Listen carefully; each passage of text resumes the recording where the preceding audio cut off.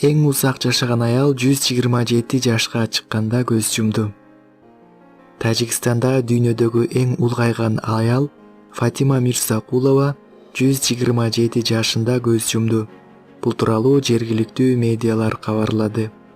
Паспортто ал 1893 жылдын 13 мартында төрөлгөндүгү айтылат. Фатима айым 2 ирет турмушка чыгып, 8 балалуу болгон. Анын артында 200 небереси калды. Фатима 3 кылым, 3 мамлекетте жашап үлгүргөн. Тактап айтканда Бухара эмирлигинде, СССР учурунда жана көз карандысыз Тажикстанда. Британиялык басылма Daily Mail агенттиги дагы Фатима Мирсакулованы дүйнөдөгү эң кары аял деп кабарлады.